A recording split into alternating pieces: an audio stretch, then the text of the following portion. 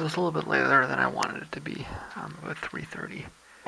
I did manage to clear out my Globe and Mail account, and I've got my CBC account. It's accessible again, so I'm hoping I can clear that out. Well, I was hoping I can clear it out by the time I fall asleep, but my yawniness is suggesting perhaps otherwise. I just wanted to say something about, as I'm clearing things out, I'm watching events come up. And something that's come up in Canada is there's this trial for this television personality called Jian Ghomeshi. He was in a band called Moxie Frubis in I guess it would have been the 80s. But most people know him as a talk show host, a fairly left-leaning talk show host that was a pain in the side of the previous government, who may have had some motives for taking him down. And so he got accused of sexual assault, and he was acquitted the other day, and there's been this fury up here. It's more proof of rape culture in the whole thing, right? With the other side of that being that all of the legal experts that are looking at it are saying that the trial made the right choice, or the trial judge made the right choice. There was at least reasonable doubt involved, and the basics of our system were upheld.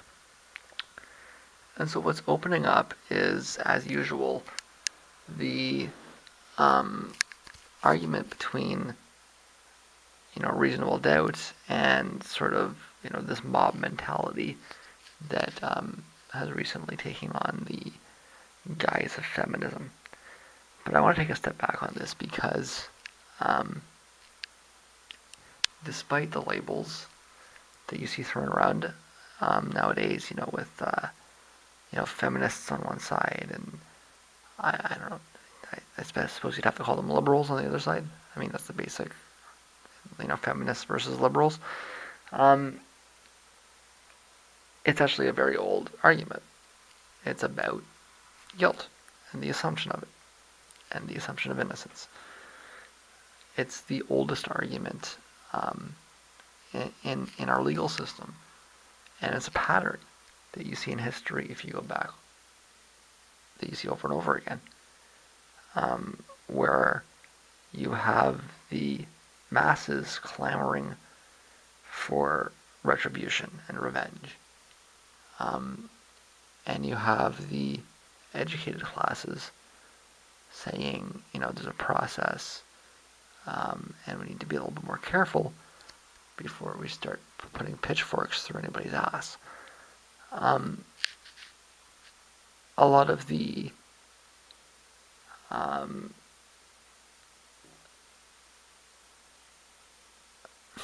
details have been obscured over history, but it's the same basic breakdown. When I saw this come up, I guess, I don't know, what was it, a year ago? 2 years ago? Something like that. I said I was surprised it went to trial. I didn't spend too much time looking at it, but when it came up, the reason it was interesting to me was because the first thought that crossed my mind, and it's interesting the way the trial worked out, but the first thought that crossed my mind, and really the only reason I paid any attention to it, was that this is a setup. There were a number of people that Harper seemed to set up as these kinds of show trials, and Ghomeshi was an opponent of his.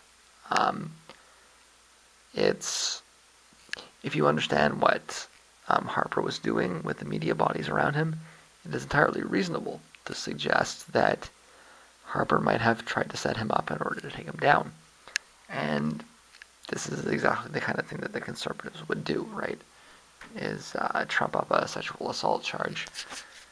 And in the end, that was actually the argument. Um, I mean, what I saw when looking at, I mean, I have enough of a, I took, 3 years worth of law, not like law school, but 3 years worth of, not, I guess it would have been social studies, um, but law. Like I was studying Canadian law for 3 years. And it's I don't know the statutes in and out, but I know the rules. I know the legal principles. And when I looked at the evidence that I saw, it was cursory. And like I said, the only reason I was interested in it was because I suggested I intuited that it might be a setup. I said this will not lead to a conviction. If I was a judge, I wouldn't have even allowed it into court, just based on the strength of the evidence. It didn't, and it seems to me like this is kind of fishy. The acquittal was based on the idea that the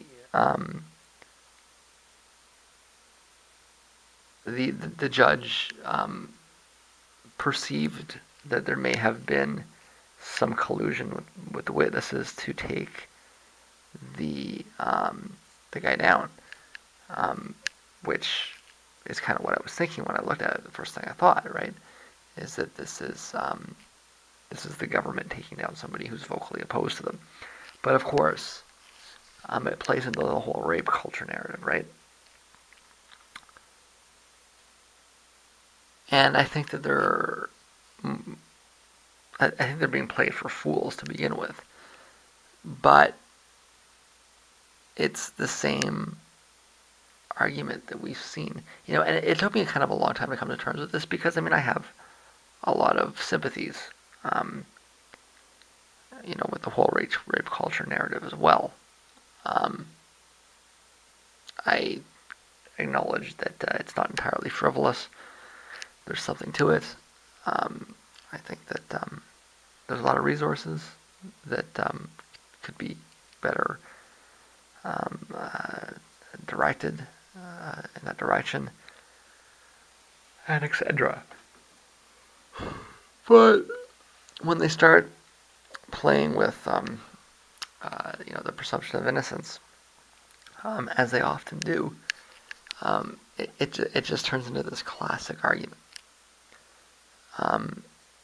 And it's ironic because we've reached a stage where people go to school, they go to universities, and they pay, however many thousands of dollars to go there. And what they're taught is a reinforcement of the mob mentality that universities were meant and designed in some ways, or at least public education was designed to attempt to eliminate. And so instead of having universities teach people about the presumption of innocence, instead of having universities teach people about the legal principles underlying the system, what the universities teach people is that nobody could ever lie when they make an accusation, that the accused is guilty by way of accusation. One of their most this is an argument that you will hear from grad students routinely, that accusation is proof.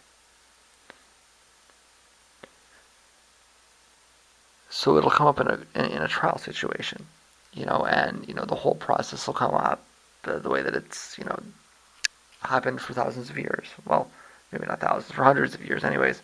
And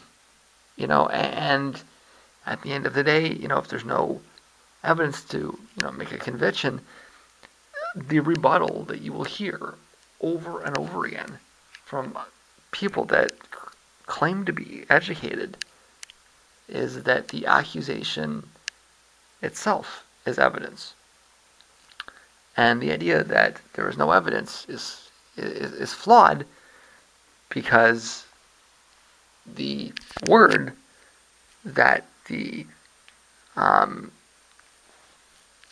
that the accuser is presenting is itself evidence in the case.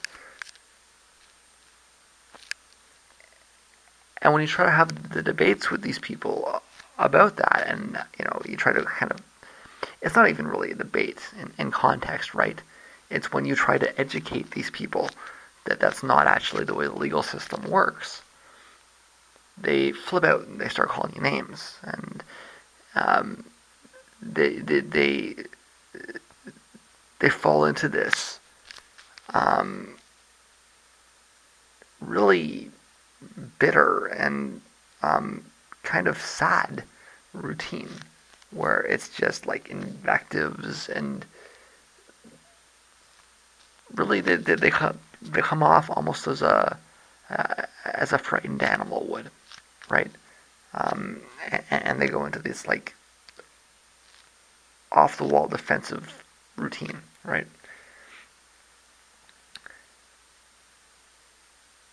And so I will say, I mean, this is off the cuff. I didn't write anything down, but it's this parallel that's becoming more and more clear to me. It took a long time to come to this conclusion, right? Because I come from uh, a background that's sympathetic to activism. I've been kind of in and out of activist circles. I wouldn't say exactly that I come from an activist background. Even when I was engaging in activism, it was at arm's length. Because I approach things intellectually, not emotionally, and so I'm always going to be that distance, right? And I'm not a people person. It's this it's this consistent problem I have in every aspect of life. Like, why aren't I more involved in the art scene? Because I'm terrible with people. Why aren't I more involved with the activist scene? Because I'm terrible with people. Why aren't I working? Like, why don't I have a job? Because I'm terrible with people. In fact, why am I on disability? Because I'm terrible with people. Right? So it's the kind of root cause of a lot of things. So I'm constantly at a distance, right? But I've been to lots of rallies, and so I have that mindset where I do tend to default towards that alignment. But I'm also very intellectually minded. I did take a couple of years worth of academic law. And I've been playing these things off for a long time. But it's only recently that the clarity of the historical continuity has asserted itself in my mind. That whenever you see these feminists making these arguments, they are playing the role of historical conservatism, the historical mob rule that wants vengeance, retribution, the enforcement of God's wrath, via pitchfork uprising. And whenever you see or hear, the legal system say no, we have the presumption of innocence, we have due process, we have reasonable doubt, we have all of these legal principles in place that are actually designed to prevent that, right? And so it's not a question of the law not working. It's the question of the law being designed, in fact, to stop the people with the pitchforks from enforcing vigilante rule and enforcing mob violence by ensuring that an objective process exists. And if the mob always got what they wanted, then we wouldn't need this process.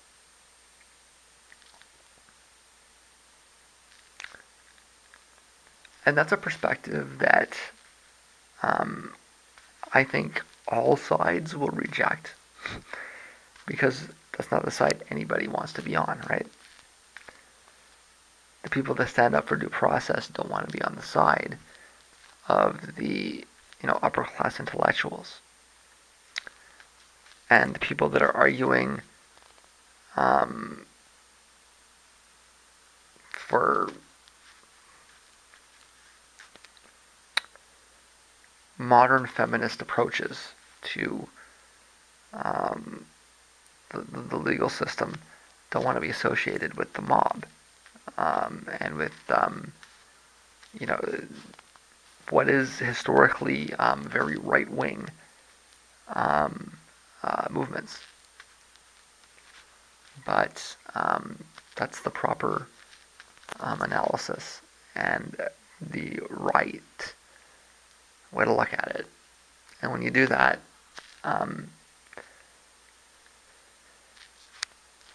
as difficult as it may be to need to separate yourself from a grassroots movement that you might broadly agree with in scope and intent, if not in precise practice, it properly aligns the different forces in a spectrum. If you're on the side of the people that are arguing against the outcome of the ghomeshi side, then you're on the right wing. And if you're standing up for due process, then you're on the left. Like I say, I don't know what happened. I've been very careful not to make any suggestion about what happened. But my immediate analysis was that this shouldn't have even gone to trial. There was not enough evidence for it to go to trial. And that the circumstance was extremely fishy. It turns out that my intuition was upheld by the trial judge. And that's that. Unfortunately, due process does not always uphold the popular will. In fact, due process exists to combat the short-sightedness of the popular will. And we're just seeing this play out over and over again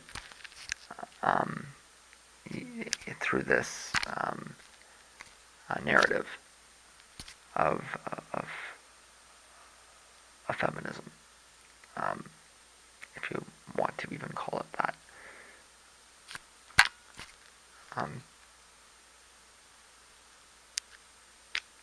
I actually don't like that narrative, but I think it's the correct one.